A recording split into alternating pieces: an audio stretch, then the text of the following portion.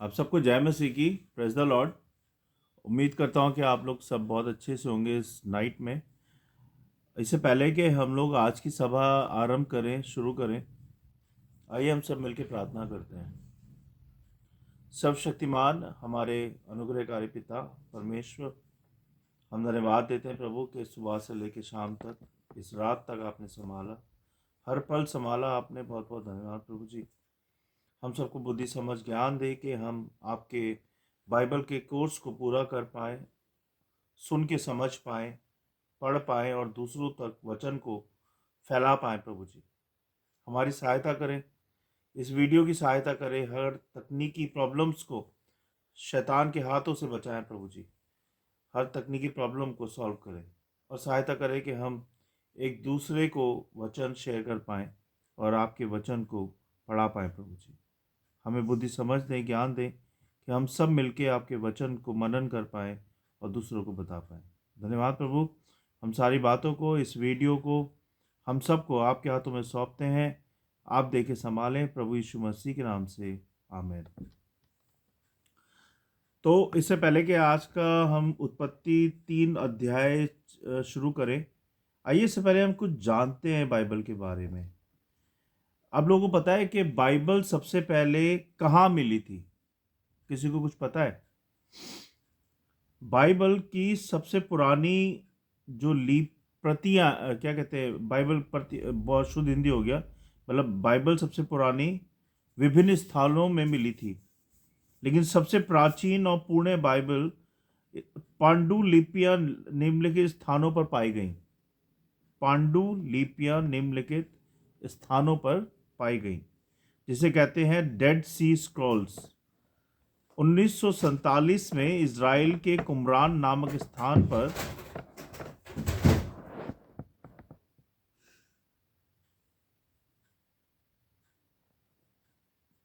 माफ कीजिएगा 1947 में इज़राइल के कुमरान नामक स्थान पर मृत सागर के किनारे प्राचीन पांडुलिपियां पाई गई बाइबल की।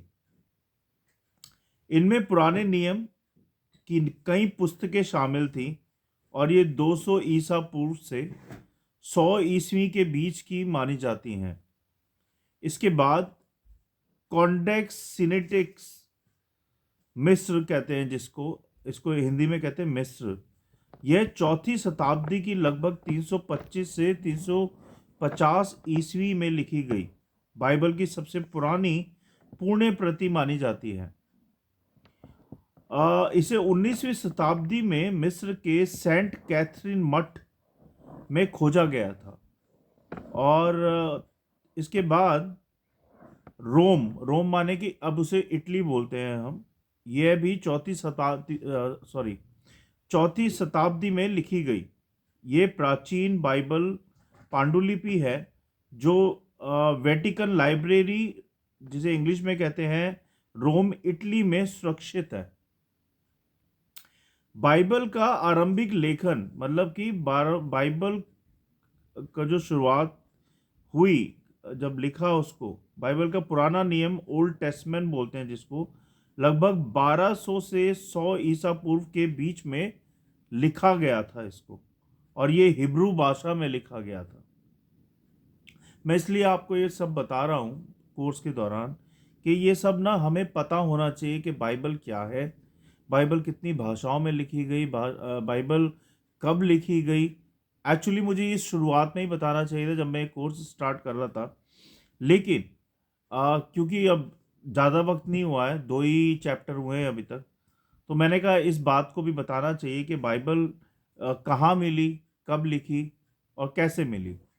तो उसके बाद नया नियम, जिसको हम कहते हैं न्यू टेस्टमेंट। बाइबल को 2 तरीके से हम जानते हैं, 2 भागों में बाइबल बटी हुई है।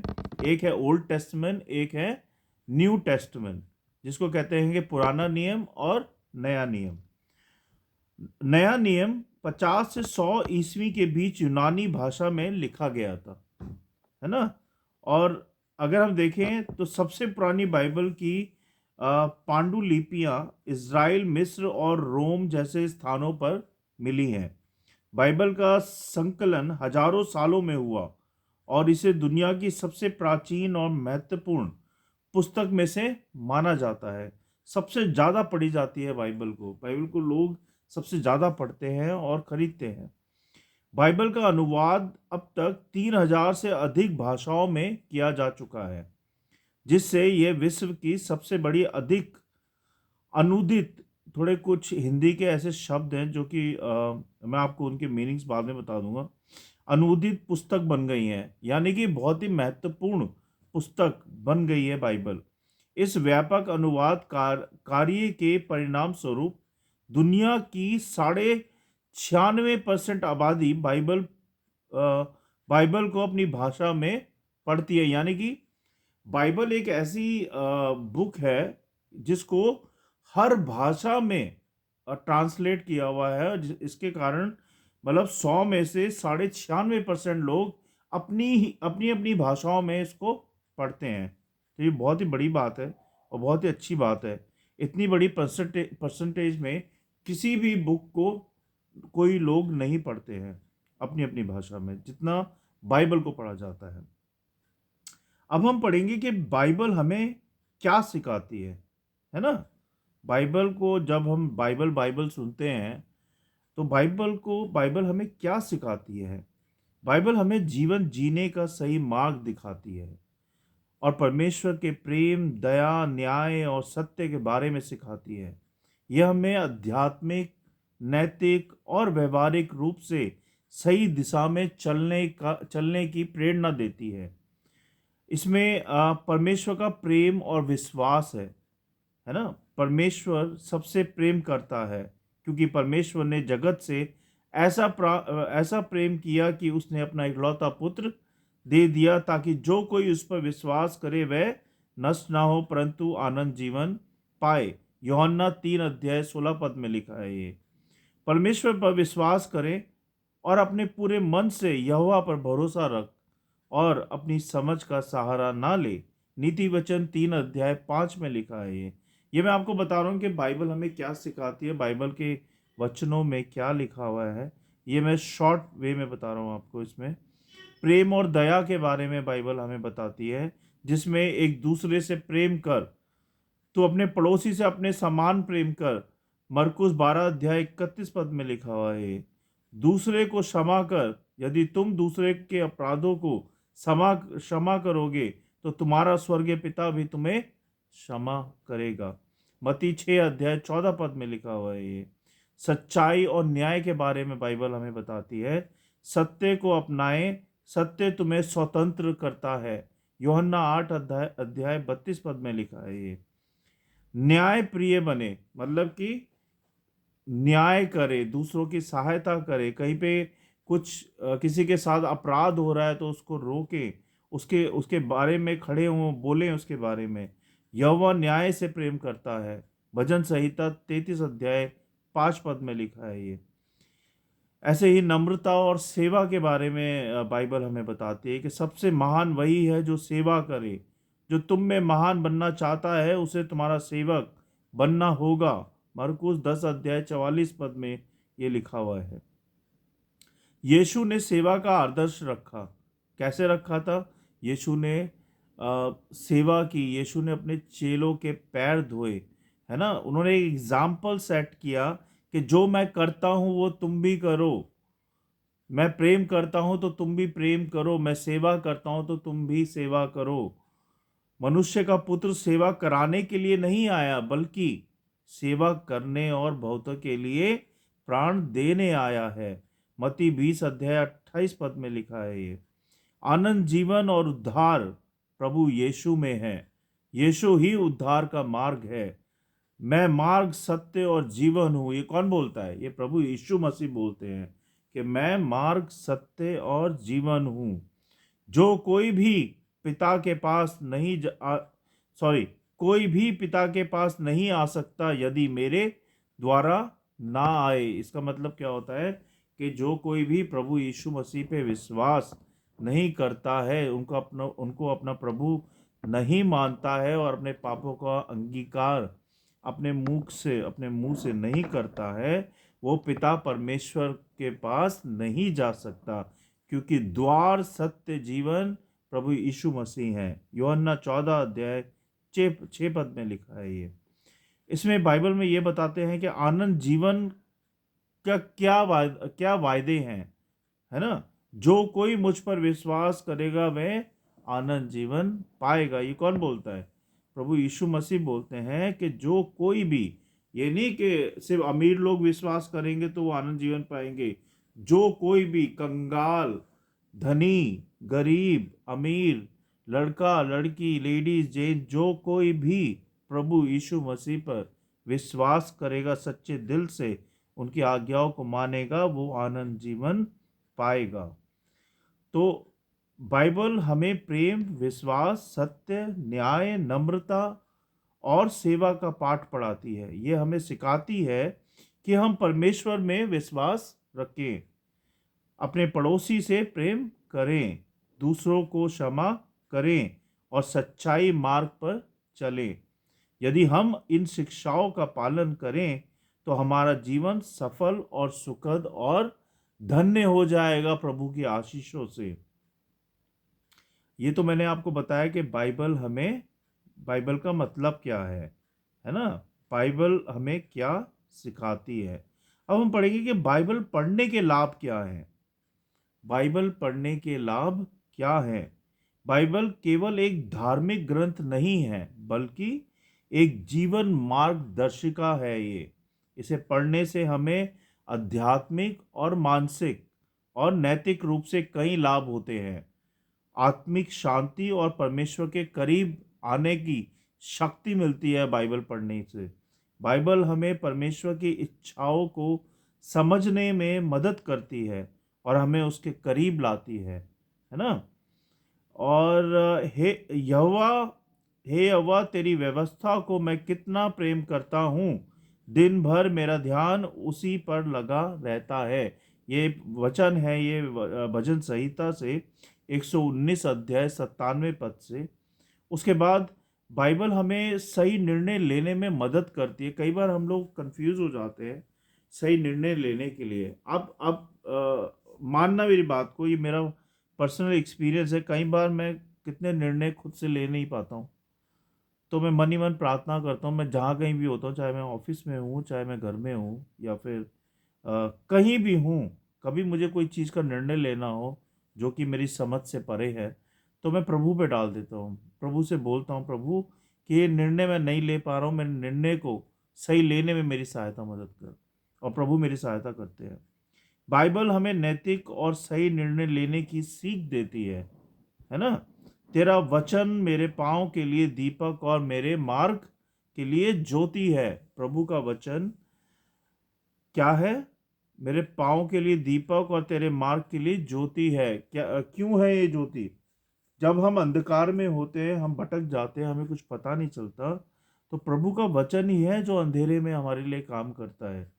कैसे काम करता है? जब हम भटक जाते हैं और जब हम प्रार्थना करते हैं, वचन पढ़ते हैं, तो प्रभु हमारी बुद्धि, हमारी समझ को, हमारी आंखों को खोलता है अपने वचन के द्वारा, कि हम सच को जानें और अंधेरे से निकलें, पाप से निकलें, बुराई से निकलें, जिससे कि हम प्रभु की सच्चाई में आगे बढ़ते जाएं, प्रभु की आज्ञाओं में बढ़ते जाएं। भजन संहिता 119 अध्याय 105 में लिखा हुआ है। आज थोड़ा मैं समझता हूँ आज का जो कोर्स है हमारा लंबा हो सकता है, क्योंकि मैं अभी सिर्फ आपको बाइबल के बारे में बता रहा हूँ कि बाइबल पढ़ने से क्या लाभ होते हैं, बाइबल कब लिखी गई थी। इसके बाद हम वचन में जाएंगे। जीवन में सच्चा आनंद और शांति बाइबल बताती है। इसमें लिखी शिक्षाएं हमें मानसिक शांति और सच्ची खुशी देती है। यीशु ने कहा, मैं तुम्हें अपनी शांति दे देता हूँ। ये यूहन्ना 14 अध्याय 27 में मिलेगा आपको। आप पढ़ सकते हैं अपनी बाइबल से। इसमें प्रेम, क्षमा और धैर्य सिखाती है। बाइबल हमें सिखाती है कि हमें प्रेम पूर्वक और क्षमाशील बनना चाहिए, है ना। ये नहीं कि हम चर्च में ही प्रेम पूर्वक रहें एक दूसरे के साथ, बाहर भी हमें प्रेम पूर्वक और क्षमाशील बनना चाहिए। जैसे हम चर्च में हैं, वैसे ही हमें बाहर भी रहना चाहिए। जैसे हम कलीसिया के साथ रहते हैं वैसे ही हमें बाहर के लोगों के साथ भी रहना चाहिए।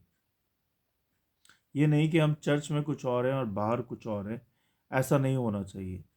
यदि तुम दूसरों के अपराध क्षमा करोगे तो तुम्हारा स्वर्गीय पिता भी तुम्हारे अपराध क्षमा करेगा।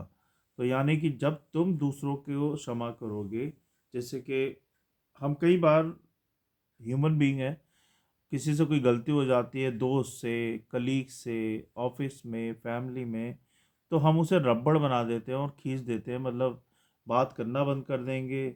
हम 3-3 4-4 दिन हो जाएंगे, हफ्ता हो जाएगा, महीना हो जाएगा, कभी कभी तो हम बात ही नहीं करते हैं। तो ऐसा हमें नहीं करना चाहिए। जब प्रभु ने हमें क्षमा किया है तो हमें भी दूसरों को क्षमा करना चाहिए। कोई भी अपराध इतना बड़ा नहीं कि हम क्षमा नहीं कर सकते। पाप से बड़ा तो नहीं होता। जब हमारा जीवन ही बाइबल कहती है कि हम पैदाइशी पापी हैं, है ना, क्योंकि हमारी जो पैदाइश है वो पाप के द्वारा हुई है। तो जब प्रभु ने हमें क्षमा कर दिया हमारे अपराधों के लिए, तो हम क्यों ना दूसरों को क्षमा करें। डर और चिंता से मुक्ति मिलती है, बाइबल हमें ये सिखाती है। इसमें लिखा है कि परमेश्वर हमेशा हमारे साथ है, जिससे हमें डरने की जरूरत नहीं है। कोई भी चिंता, कोई भी परेशानी आपके जीवन में आती है तो कभी डरना नहीं, परमेश्वर से प्रार्थना करना, मांगो उनसे, और प्रभु आपको देंगे अपने समय अनुसार। प्रभु से मांगो, प्रभु को खटखटाओ, तो प्रभु आपको आपके लिए द्वार खोलेंगे, रास्ता दिखाएंगे आपको। एक वचन है ना, मत डर क्योंकि मैं तेरे साथ हूं, मैं तुझे बल दूंगा, शक्ति दूंगा। यशाया 41 अध्याय 10 पद में लिखा है ये। नैतिक और चरित्र निर्माण बाइबल हमें बताती है। बाइबल हमें ईमानदारी, नम्रता, दयालुता और अनुशासन का पाठ पढ़ाती है। वचन में लिखा है, बुरे संग से अच्छे चरित्र का नाश होता है। बुरे संग से, इसका मतलब होता है जब आप बुरी संगति में रहते हो, बुरे लोगों के साथ उठते बैठते हो, तो तुम्हारा जो चरित्र है, पवित्र चरित्र जो तुम हमेशा से कायम करते आए हो, वो नाश हो जाता है। क्योंकि जब तुम बुरे लोगों के साथ बैठोगे तो उनका परछावा, उनकी बातें, उनकी उनकी सारी चीजें आपको आप आपके ऊपर हावी हो जाएंगे और आप पवित्र से चरित्रहीन हो जाओगे। तो इसीलिए बुरे संग से अच्छे चरित्र का नाश हो जाता है। तो बाइबल ये भी कहती है कि आप बुरी बातों को, बुरे लोगों के लिए प्रार्थना करो, बुरी बातों से दूर रहो। ये है 1 कुरिन्थियों 15 अध्याय 33 पद में। बाइबल हमें आनंद जीवन का वादा देती है। बाइबल हमें बताती है कि यीशु मसीह में विश्वास करने से हमें आनंद जीवन की प्राप्ति होती है। जो कोई मतलब इस संसार से परे जो कोई भी प्रभु यीशु मसीह पे विश्वास करता है, वो आनंद जीवन पाएगा ही पाएगा। और ये मोदी की गारंटी नहीं है, ये प्रभु यीशु मसीह की गारंटी है। आपने सुना होगा आजकल मोदी जी बड़ी गारंटी दे रहे हैं हर जगह अपनी, लेकिन प्रभु यीशु मसीह गारंटी से बढ़कर कोई बड़ी गारंटी नहीं है। बाइबल पढ़ने से हमारा जीवन सकारात्मक रूप से बदल सकता है। ये हमें प्रेम, धैर्य, क्षमा और सत्य का मार्ग दिखाती है। यदि हम इसे अपने जीवन में लागू करें तो हमें सच्ची शांति, सुख, उद्धार प्राप्त होता है। बाइबल बाइबल का मतलब क्या है? बाइबल जो शब्द है, बाइबल का हिंदी अर्थ क्या होता है? बाइबल का हिंदी अर्थ है पवित्र ग्रंथ, या इसे कहते हैं धार्मिक ग्रंथ होता है। यह ईसाई धर्म का प्रमुख धर्म ग्रंथ है, जिसमें ईश्वर, यीशु मसीह और आध्यात्मिक शिक्षाओं से संबंधित पवित्र लेखन पाए जाते हैं। बाइबल दो मुख्य भागों में विभाजित है ना। विभाजित का मतलब दो मुख्य भागों में पार्ट पार्ट है। जैसे कहेंगे पुराना नियम और नया नियम, old testament and new testament. पुराने नियम में यह लिखा हुआ है कि यह यहूदी धर्म ग्रंथों का संग्रह है। इसमें सृष्टि, भविष्यवाणियां और मूसा की व्यवस्था आदि शामिल हैं। नए नियम में इसमें यीशु मसीह के जीवन, शिक्षाओं, प्रेरितों के कार्यों और मसीह विश्वास की शिक्षाओं का वर्णन है। यह ग्रंथ ईसाई धर्म के अनुयायी के मार्गदर्शन और आध्यात्मिक प्रेरणा का स्रोत माना जाता है। बाइबल में कुल 66 पुस्तकें हैं। जो हमारी पूरी बाइबल है उसके अंदर आप पढ़ोगे तो उत्पत्ति, भजन संहिता, मती, यूहन्ना, है ना, ये कुल मिला के जो सारी बुक्स हैं, 66 बुक्स लिखी हुई हैं एक बाइबल के अंदर। और ये दो भागों में विभाजित है। पुराना नियम ओल्ड टेस्टमेंट की जो बुक्स हैं वो हैं 39 बुक्स। आप ध्यान रखिएगा, कहीं आप चाहें तो लिख सकते हैं। इसमें पुराने नियम में जो बुक्स हैं 39 बुक्स हैं। 39 बुक्स से वो बनी हुई है और ये यहूदी धर्म ग्रंथों का हिस्सा भी है और सृष्टि, भविष्यवाणियाँ, इज़राइल के इतिहास और मूसा की व्यवस्था से संबंधित है। ऐसे ही नए नियम में 27 पुस्तकें लिखी गई हैं। नए पुराने नियम में 39 और नए नियम में 27, इन दोनों को जोड़ के हो जाता है 66 बुक्स का कॉम्बिनेशन है बाइबल, है ना। यह यीशु मसीह के जीवन, शिक्षाओं, प्रेरितों के कार्यों और मसीह विश्वास की शिक्षाओं पर आधारित है। बाइबल में यीशु के नाम कितनी बार आते हैं, जीसस क्राइस्ट का नाम कितनी बार आता है? कम से कम अगर हम इंग्लिश में बाइबल पढ़ें, जो किंग्स जेम्स वर्जन है, उसमें कम से कम 983 बार यीशु मसीह का नाम आता है इंग्लिश में। लेकिन जब हम इसे ट्रांसलेट कर लेते हैं हिंदी में तो उसमें हो सकता है थोड़ा सा आगे पीछे हो। मेरे पास एग्जैक्ट काउंटिंग नहीं है उसका, उसके लिए मैं क्षमा चाहूँगा, लेकिन वो भी मैं एक दिन आपको बताऊँगा। हिंदी बाइबल में संख्या अलग हो सकती है क्योंकि जैसे इसमें लिखा हुआ है, अनुवाद करने के दौरान शब्दों की संरचना बदल जाती है। इसीलिए जैसे इंग्लिश में 939 बार जीसस क्राइस्ट आया है, लेकिन हिंदी में यीशु मसीह ज़्यादा बार हो सकता है, तो इसलिए वो मेरे पास अभी काउंटिंग नहीं है। बाइबल ईसाई धर्म का पवित्र ग्रंथ है जो परमेश्वर के प्रेम, न्याय, उद्धार और मुक्ति और आनंद जीवन की कहानी बताती है। ये दो मुख्य भागों में, जैसे मैंने बताया, विभाजित है, नया नियम और पुराना नियम में।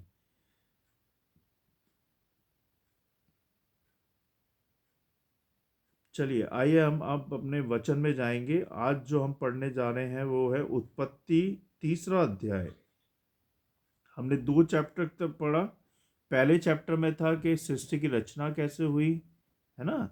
सेकंड चैप्टर में क्या था कि परमेश्वर ने आदम और हव्वा को बनाया और वो कैसे पाप में पड़े, है ना, उसके बारे में हमने पढ़ा। आज हम पढ़ेंगे कि 3रा अध्याय।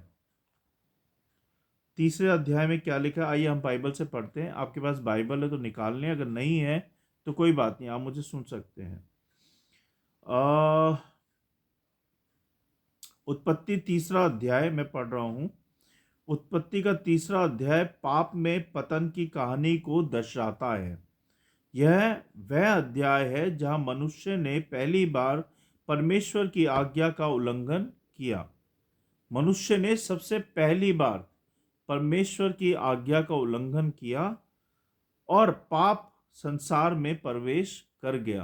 कैसे पाप संसार में प्रवेश कर गया? जब आदम और हव्वा ने परमेश्वर की आज्ञा का उल्लंघन किया तो पहली बार पाप संसार में प्रवेश कर गया।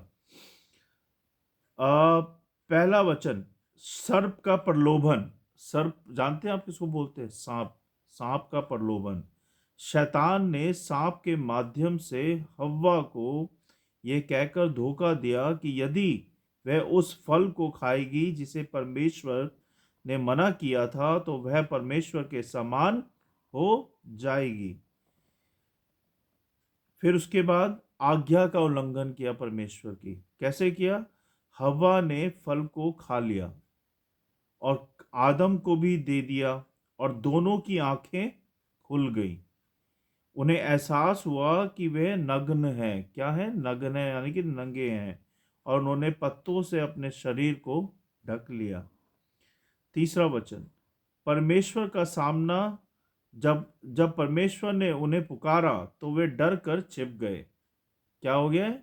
जब परमेश्वर ने उन्हें पुकारा तो वो परमेश्वर की आवाज को से डरकर छिप गए। आदम ने हव्वा को दोष डाला और हव्वा ने सर्प को दोषी ठहराया।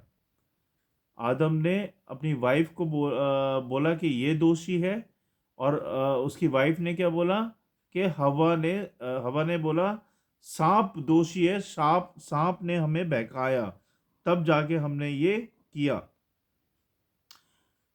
इसका परिणाम क्या हुआ? परमेश्वर ने सांप स्त्री पुरुष पर दंड की घोषणा कर दी।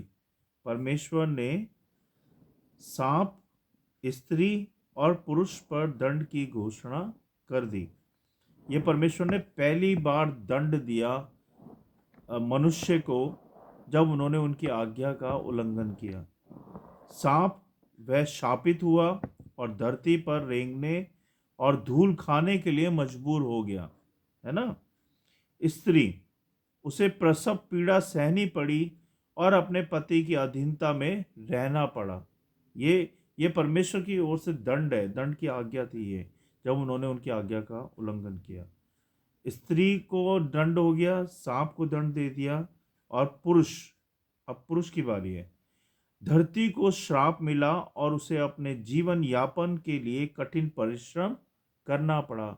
मेरे प्रियो, आपने देखा होगा कि जब मनुष्य धरती पे पैदा होता है, पाल पोस के माँ बाप उन्हें बड़ा करते हैं और शादी ब्याह हो जाता है, तो आदमी और औरत को बहुत अपने जीवन को बिताने के लिए बहुत सारी कठिनाइयों का सामना करना पड़ता है। शादी के बाद बच्चे, बच्चों को पालना पोसना, उनके जीवन को पार लगाना, अपने आप को संभालना, ये दोनों मियाँ बीवी को करना पड़ता है। लेकिन ये कठिनाई भरा जीवन कैसे आया? कैसे कैसे इन परेशानियों का मनुष्य को और स्त्री को सामना करना पड़ रहा है? कैसे पुरुष और स्त्री को?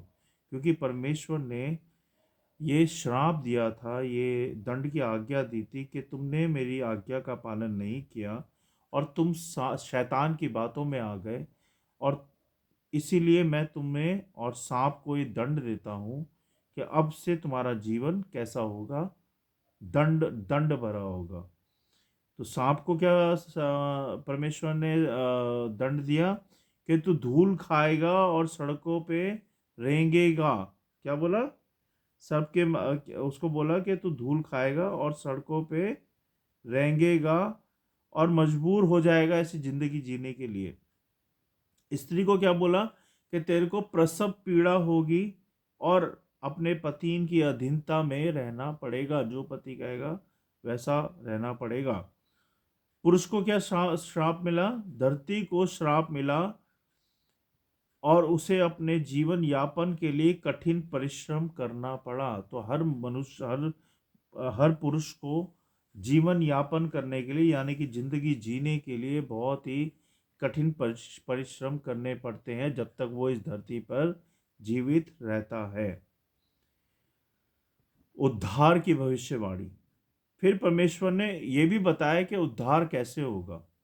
परमेश्वर ने यह भविष्यवाणी की कि स्त्री का वंश यीशु मसीह, सर्प बोलते हैं शैतान को, शैतान के सिर को कुचल देगा।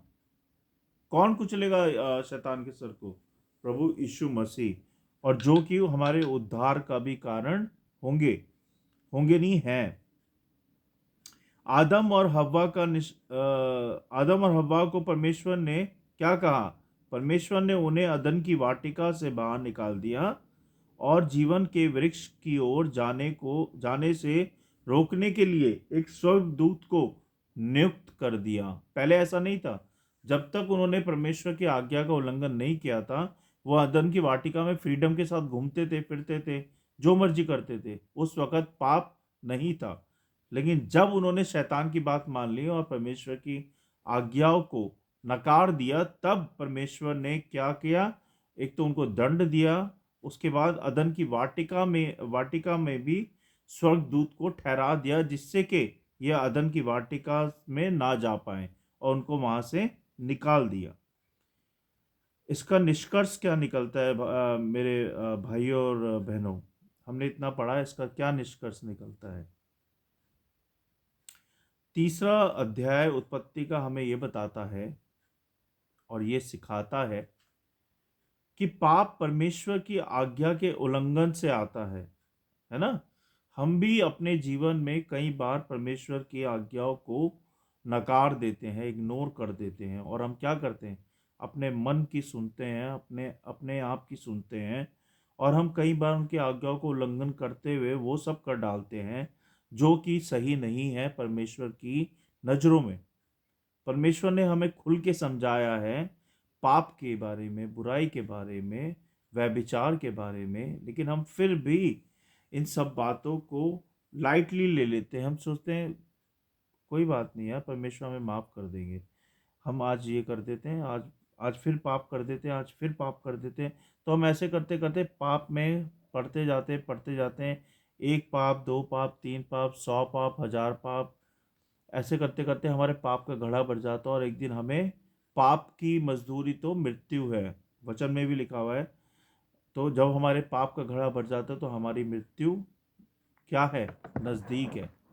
परमेश्वर का वचन कहता है कि पाप की मजदूरी तो मृत्यु है।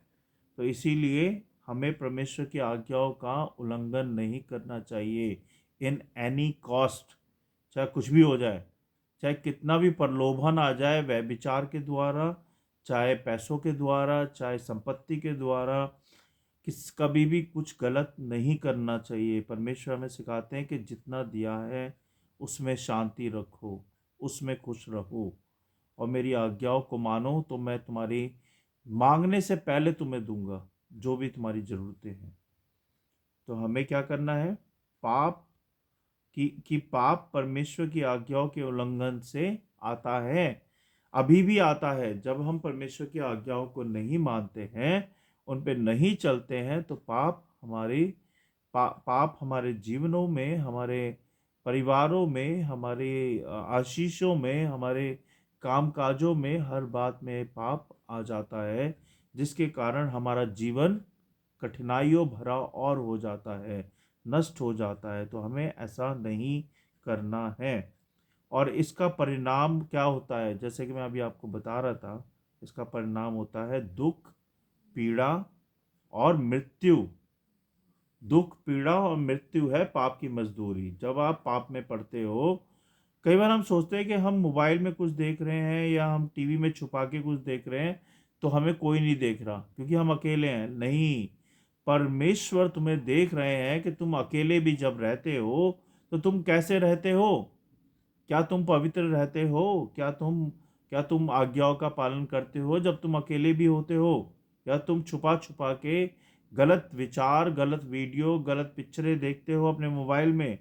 तो परमेश्वर सब जानते हैं हमारे मनों में क्या चल रहा है, हमारे बाहर क्या चल रहा है। परमेश्वर सब जानते हैं, और कई बार परमेश्वर हमें परखते हैं कि हम कैसे हैं उनमें, हम कैसे चल रहे हैं उनकी आज्ञाओं में, क्या हम चल रहे हैं सच में। एक दूसरे से हमें सवाल करना चाहिए, और एक दूसरे से क्या, हमें अपने मन से सवाल करना चाहिए, अपने हृदय से सवाल करना चाहिए कि क्या हम परमेश्वर की सच्चाई में, उनकी आज्ञाकारिता में बढ़ रहे हैं या नहीं बढ़ रहे हैं। जैसे मैंने बताया, दुख, पीड़ा और मृत्यु है, लेकिन इसी अध्याय में परमेश्वर की कृपा भी प्रकट होती है ना? क्योंकि उन्होंने मनुष्य को पूरी तरह त्यागा नहीं। इतना सब कुछ होने के बाद भी परमेश्वर ने कभी भी परमेश्वर को पूरी तरह त्यागा नहीं, छोड़ा नहीं। वो क्या कहते हैं? बल्कि उद्धार की योजना दे दी। क्या दी? उद्धार की योजना दे दी, और जो यीशु मसीह के माध्यम से पूरी होती है। कैसे पूरी होती है? प्रभु यीशु मसीह के माध्यम से ये योजना पूरी होती है। यह हमें ये हमें यह भी सिखाता है कि परमेश्वर पाप से घृणा करते हैं। परमेश्वर पाप से घृणा करते हैं, और ये हमें समझ लेना चाहिए कि हमें कभी पाप नहीं करना है, क्योंकि जब जब आप पाप से प्यार करोगे, पाप करोगे, तब परमेश्वर समझ लेना आपसे घृणा करने शुरू कर देंगे। घृणा का मतलब होता है, घृणा को हिंदी में क्या बोलते हैं, घृणा मुझे अभी याद नहीं आ रहा है। घृणा घृणा करने लगेंगे, लेकिन वह अपने प्रेम से हमें फिर से अपने पास लाने का मार्ग भी तैयार करते हैं। और ये फिर से पास लाने का मार्ग तैयार कैसे होता है? जब हम प्रभु यीशु मसीह के सामने अपने पापों का अंगीकार करते हैं, उनकी आज्ञाओं को मानते हैं, उन पे चलते हैं, तब हम प्रभु यीशु मसीह के द्वारा पिता परमेश्वर तक हमारा मार्ग तैयार हो जाता है। तब हम उनके पास जा सकते हैं। बिना यीशु मसीह की कृपा के द्वारा, बिना अंगीकार के द्वारा हम पिता परमेश्वर तक नहीं जा सकते, है ना। तो आज का वचन यहीं पे मैं समाप्त करूंगा। और आप लोगों के कुछ पर्सन हो, कुछ भी हो, आप मुझे टेक्स्ट कर सकते हैं, मैं उसका रिप्लाई करूंगा। परमेश्वर के वचन को पढ़े जाने और सुने जाने पर आशीष दें प्रभु जी। आज की आपकी कोई प्रार्थना हो तो वो भी आप मुझे टेक्स्ट के जरिए बता सकते हैं। हम आपके लिए प्रार्थना करेंगे, जरूर प्रार्थना करेंगे, और परमेश्वर आप सबको बहुताई से बहुत बहुत आशीष देंगे। आइए हम सब मिलके प्रार्थना करें। हे परमेश्वर, हम मानते हैं कि हम भी आदम और हव्वा की तरह कई बार तेरी आज्ञाओं का उल्लंघन करते हैं, है ना। करते हैं कि नहीं करते? अपने जीवनों में अभी भी परमेश्वर की आज्ञाओं का उल्लंघन कई बार हम कर देते हैं, कभी जाने अनजाने में, कभी जानबूझ के। हम तुझसे क्षमा मांगते हैं और विनती करते हैं कि तू हमें पाप के प्रलोभन से बचाए। हमें यह सिखा कि हम तेरे वचन पर विश्वास करें और तुझ में और तेरी आज्ञाकारी में बने रहें। हम धन्यवाद करते हैं कि तूने हमें त्यागा नहीं, बल्कि यीशु मसीह के द्वारा हमें उद्धार का मार्ग दिया है, उद्धार का मार्ग प्रदान किया है। हमारी आंखें खोल कि हम तेरी अनुग्रह, तेरी पहचान कर सकें और तेरा अनुसरण कर सकें। और हम सबको बुद्धि समझ दे कि हम तेरे वचनों को सही तरीके से पढ़ें, सुने और दूसरों तक पहुंचा पाए प्रभु जी।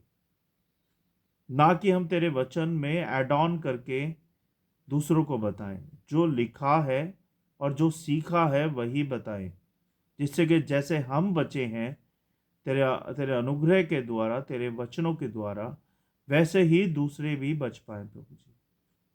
हम सब की सहायता करें कि हम तेरे वचन में दिन प्रतिदिन तेरे वचन में मन लगा के बढ़ते जाएं। हमारी आत्माओं को अपने कंट्रोल में ले, हमारे शरीर को अपने कंट्रोल में ले, हमारी जीवों को अपने कंट्रोल में ले, जिससे कि हम तेरे कंट्रोल में रहें प्रभु, ना कि शैतान के। होने दे प्रभु कि हम कभी भी जाने अनजाने में, जानबूझ के कभी तेरी कोई भी आज्ञा का उल्लंघन ना कर पाए प्रभु जी। और प्रभु सच में मैं तो मन से और हृदय से चाहता हूं कि मैं कभी भी तेरे आज्ञाओं का कोई भी उल्लंघन ना करूं। और अगर मैंने कोई भी जाने अनजाने में, जानबूझ के अभी तक कोई भी तेरी आज्ञाओं का उल्लंघन किया है, तो उसके लिए हृदय से मैं क्षमा चाहता हूं प्रभु। मेरे पापों को क्षमा करें और हम सब के पापों को क्षमा करें प्रभु। जितने लोग मुझे सुन रहे हैं, देख रहे हैं, मैं उनके लिए भी प्रार्थना करता हूं प्रभु कि उन सब को भी क्षमा करें, जो भी उनसे गलतियां हुई हैं जाने अनजाने में, जानबूझ के तेरी नज़रों में तेरी आज्ञाओं का उल्लंघन हुआ है उन लोगों से, तो उनको भी क्षमा करें प्रभु। उनके परिवारों को, उनकी फैमिली को, उनके बच्चों को भी क्षमा करें परमेश्वर। और हम सबको आशीष दें, अपने अनुग्रह में रखे कि शैतान हम सब से कोसों दूर रहे प्रभु, जिससे कि हम उसकी बातों में बरगला ना जाएं, उसकी बातों में भटक ना जाएं, उसकी बातों में आ ना जाएं, जिससे कि हम तेरी आज्ञा का उल्लंघन कर दें। हमारी सहायता कर प्रभु कि दिन प्रतिदिन हम तेरी आज्ञाकारिता में बढ़ते जाएं, तेरे वचन में बढ़ते जाएं। हमारी सहायता कर। बहुत बहुत धन्यवाद प्रभु आज के वचनों के लिए, आज की सभा के लिए, आज की शिक्षा के लिए बहुत बहुत धन्यवाद। तूने हमें समझ दी, ज्ञान दिया, बुद्धि दी, इसके लिए धन्यवाद प्रभु। तेरी उपस्थिति को मैं महसूस कर सकता हूँ प्रभु। मेरे मुंह के शब्द अ, तेरे योग्य हो प्रभु, तेरे वचन के योग्य हो। कोई गलती कर दी हो तो मुझे क्षमा करना परमेश्वर। बहुत बहुत धन्यवाद कि आपने यूनिवर्सल ऑफ चर्च अमेरिका से मेरा पास्टर का अप्रूवल दिया, इसके लिए धन्यवाद प्रभु। होने दे प्रभु कि मैं जल्द से जल्द वो सब कर पाऊँ जो वो चाहते हैं मेरे द्वारा। उनकी शिक्षाओं को, उनकी बातों को मैं मान पाऊँ और वो सब कर पाऊँ। मेरी सहायता करें, मेरे परिवार की सहायता करें। और प्रभु मैं रोमिन भैया के चर्च के लिए भी प्रार्थना करता हूँ कि उनका चर्च भी बहुताई से बहुत बढ़े, उनकी कलीसिया बढ़े, उनके लोग बढ़े, उन पे अनुग्रह सदा बनाए रखे प्रभु। बहुत बहुत धन्यवाद सारे वचनों के लिए, सारी बातों के लिए, सारी आशीषों के लिए और अभी तक हमें संभालने के लिए। मैं विश्वास करता हूँ कि आपने हमारी विनती प्रार्थना को सुना है। मैं सारी विनती प्रार्थना अपने बच्चों को, परिवार को, इस घर को, सारी बातों को आपके हाथों में सौंपता हूँ। आप देके संभालें प्रभु यीशु मसीह के नाम से, आमीन। आप सबको जय मसीह की, प्रेज द लॉर्ड। आज की सभा बहुत लंबी हो गई। थैंक यू कि आप लोगों ने मेरी वीडियो देखी, वचन सुना। बहुत बहुत थैंक यू। और मैं आप सबसे रिक्वेस्ट करूंगा कि आप लोगों को अगर वीडियो पसंद आती है तो कृपया अपने यार दोस्तों में, अपनी फैमिली में इस वीडियो को शेयर करें, जिससे कि ज़्यादा से ज़्यादा लोगों तक ये शिक्षा पहुंच पाए वचन की। ज़्यादा से ज़्यादा लोगों तक ये कोर्स पहुंच पाए, जिससे कि सब परमेश्वर के आशीषों से, अनुग्रह से भरे रहें प्रभु। आप सबके भंडार भरे रहें। आप सबको God bless you. Thank you so much. Good night. Praise the Lord. जय मसीह की।